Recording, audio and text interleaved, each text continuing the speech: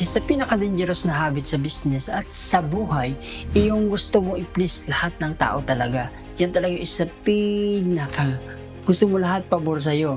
Lahat ng tao na kapaligid sa'yo, masaya para sa'yo. Lahat, walang masasabing masama para sa'yo. Yun ang pinaka gusto mo. Pero ito ang totoo. Kapag gusto mong i-please lahat, unti-unti mong tinitrade yung growth mo kapalit sa approval nila. So parang bago ka mag-grow, yung ginagawa mo, kailangan alam nila lahat at may approval nila na align sa gusto nila. Maraming tao ang hindi naman kulang talaga sa potential. Hindi rin kulang sa opportunity.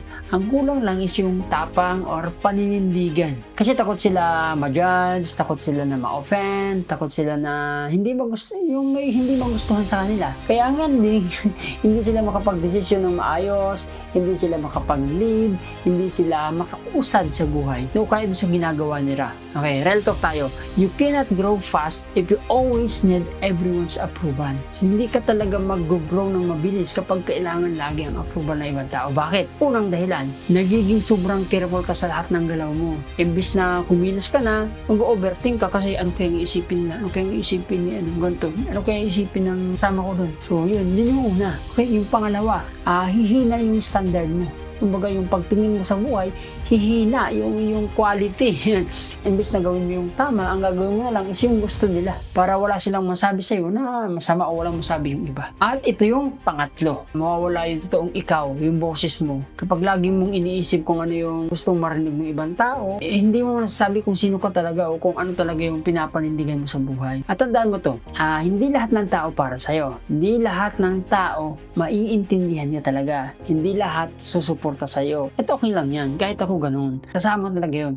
Kasi ang negosyo at sa leadership, hindi mo kailangan ng approval ng lahat ng nakapaligid sa'yo. Ang kailangan mo lang, clarity, conviction, at courage na para magawa mo talaga yung gusto mo. Gusto mong ma-achieve sa buhay. Minsan ang pinakamabilis na way para, ito ang pinakamabilis na way para madelay yung sarili mo sa mga pinaprioritize mo or yung goal mo para madelay ka. Iniisip mo yung feeling ng lahat na nakapaligid sa'yo. So napapabayaan mo na yung talagang tunay na purpose mo. Kung ano talaga yung gusto mo ma-achieve. Kasi ang nasusunod is sila, parang sila yung boss mo. Ganun na nangyayari. Again, kahit sa business, selling, content creation, network marketing, at kahit anumang opportunity or career yung ginagawa mo ngayon, okay? Sa lahat nakakapanood, kapag takot kang may mainis sa'yo, takot kang may tumanggi, takot kang may mag-unfollow sa'yo, nahihirapan ka mag-invite or mag-offer at mag-lead, hindi ka magiging effective. Kumbaga, sobrang attached ka sa validation ng ibang tao. Hindi gagana yung ginagawa mo, hindi ka mag-move forward. So now, kung gusto mong umangat dyan sa iyong ginagawa o sa buhay, okay, tigilan mo na yung ugaling pag-please ng lahat. Meron lang naman tayo 24 hours na oras, hindi mo kailangan lahat makikonnect sa lahat ng tao. Hindi mo sila kailangan. Yung ginagawa mo, ang focus ka. Yes, respect people, yes. Love people, yes. Pero huwag mo namang ibigay sa opinion